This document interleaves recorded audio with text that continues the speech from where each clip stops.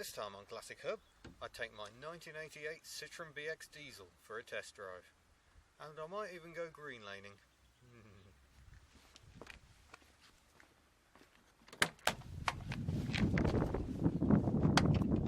Really what appeals about the BX to me is how it drives. So, let's start her up.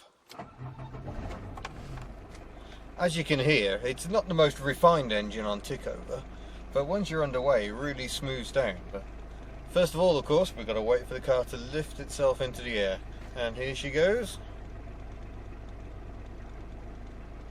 Right, now we can get underway. Tally ho!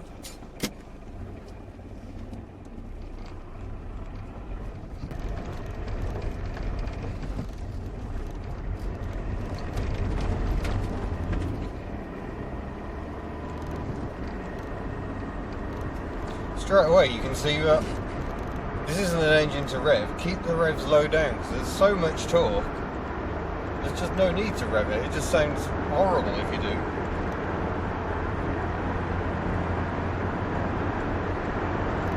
So that's at 60 miles an hour. Not too bad for a non-turbo diesel. But it's in the bends this car really delivers for me. Most cars have a compromise between the ride and the handling, but the BX just doesn't seem to. Got this wonderful floaty ride, very comfortable. But when you come to a bend, you can just chuck it in because you've got really good power assisted steering. It gives a surprising amount of feedback and has a good weight to it. But it just dives into the corners. Yes, there's a bit of body roll, but I'll take that when you can get so much comfort.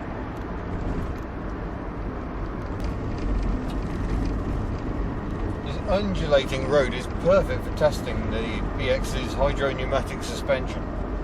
It really is a very clever system.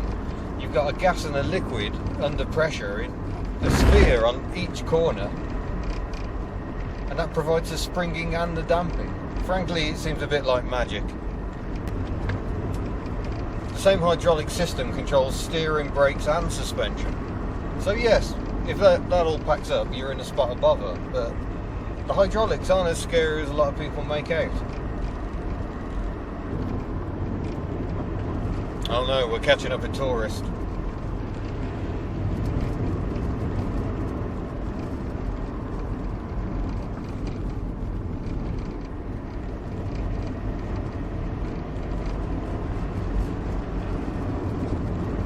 A very kind tourist.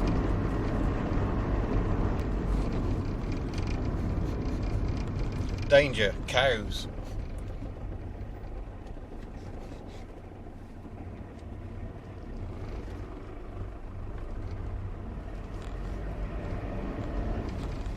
Not very keen to move over, was it? Oh, goodness sake.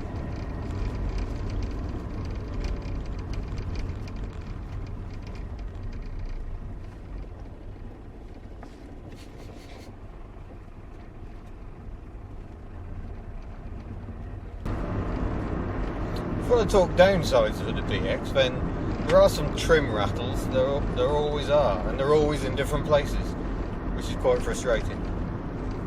The gear change was never the best. This one isn't bad, but it's always a bit vague and notchy. When the BX was launched in '82, that was the same year as the Ford Sierra. You know, the jelly mould was very conventional under the skin, whereas the BX, much more boxy, which was then the fashion, actually had all the clever hardware. Of course, being a BX, you've got exceedingly powerful brakes. They actually had to tone down the brake pedal because it was too fierce.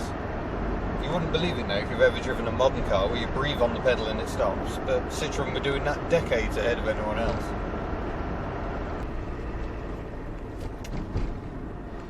I'm getting a bit bored of this road test. Let's turn it into an off-road test.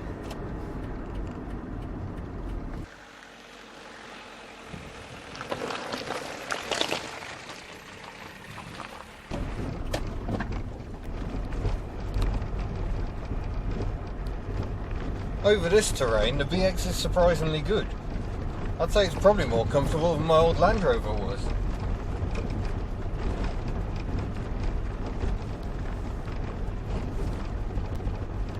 This is an official byway, by the way, in the Nantamoch area. In fact, I've just passed the police car. So that confirms we are legit.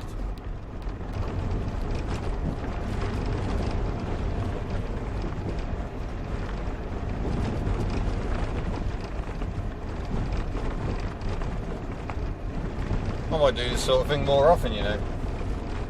Who needs a 4x4?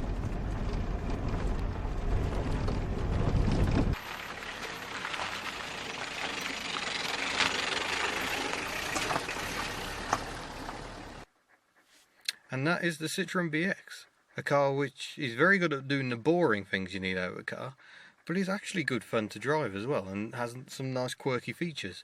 You can even go off-roading in it, although, to be honest, don't make the terrain too challenging or you might run into trouble.